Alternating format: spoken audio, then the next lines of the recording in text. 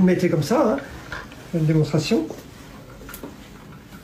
Voilà, alors j'ai l'impression d'aller à la plage, mais en fait je ne vais pas aller à la plage. Face à la pénurie générale de matériel, de masques, etc., on en a parlé, là, il y a un vrai sujet, c'est un peu le système D.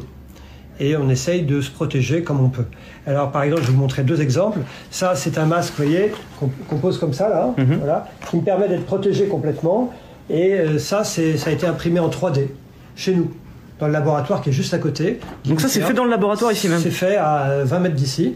Et ça, vous voyez, donc et ça, ce sont des fiches, des intercalaires, hein, très simples. On a fait des trous, et puis on a adapté les trous au bidule qu'on a imprimé. Alors, donc ça, vous l'imprimez en 3D, ça, et vous prenez des intercalaires qu'on utiliserait... On fait des trous, et ça nous protège. Et puis il n'y a que ça qui n'a pas été évidemment imprimé, l'élastique. On va chercher les élastiques, et puis on coupe les élastiques, et on les accroche là. Donc on a des collègues, des médecins qui font ça, et c'est évidemment extrêmement utile. Ça nous protège. Ça veut dire qu'on est obligé de prendre un intercalaire. C'est les moyens du bord concrètement. Enfin, c'est efficace, mais c'est les moyens du bord. L'important, c'est que ça marche. Bien sûr. Il faut être pragmatique. Ah ben moi, je préférais avoir le truc super moderne que les Chinois semblent avoir. Sur toutes les photos qu'on voit, les Chinois sont équipés comme des cosmonautes. Nous, on fait avec... mais ça marche. Ça signifie quand je vais examiner un patient, si il éternue, s'il crache, s'il tousse, moi, je suis protégé. Je ne l'attrape pas. Et ça, c'est quand même pas mal. C'est génial. C'est une énorme invention. Non, mais c'est génial. Et moi, je remercie ceux qui l'ont fait. C'est les gens du laboratoire d'INSERM à côté. Ce sont des gens inventifs. Et puis alors ça c'est quelque chose que vous connaissez pour aller à la plage. Oui, c'est Decathlon. Decathlon. Donc, moi, je remercie Decathlon qui nous a fait... Regardez au fond de mon bureau, là, il y a plusieurs caisses. Donc, ils nous ont envoyé plein de trucs ce matin. Donc, ils vous ont fait un don? Un don. Ils nous ont fait un don avec des lunettes. Alors, les lunettes, c'est très important. Les lunettes, c'est important parce que c'est vrai qu'on parle beaucoup de la contamination par les voies orales, mais on peut aussi l'être par les yeux, c'est ça? Alors, nous, on a des lunettes... Oui, bien sûr, il faut se protéger les yeux. Donc, nous, on a des lunettes qui sont fournies par l'hôpital, qui sont celles-ci, qui sont des lunettes assez hautes, qui permettent, en plus avec le masque, on se protège du patient. Bon, Decathlon, on n'a pas des lunettes aussi hautes, mais c'est mieux que rien, parce que j'ai des confrères qui, y compris en dehors de l'hôpital, n'ont rien, donc ça c'est déjà pas mal.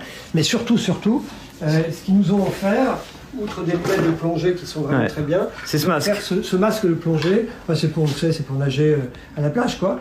Et donc ça vous permet, vous le mettez comme ça, et puis avec ça, quand vous êtes face à un patient, eh bien, si le patient, le virus, s'il est projeté par les gouttelettes du patient, il vient se heurter là. Et nous, les soignants, les médecins, les aides-soignants, les infirmières, eh bien, on est protégés. On est dans une situation qui sort de l'ordinaire, qui est extraordinaire. Donc à partir de là, tous les moyens sont bons.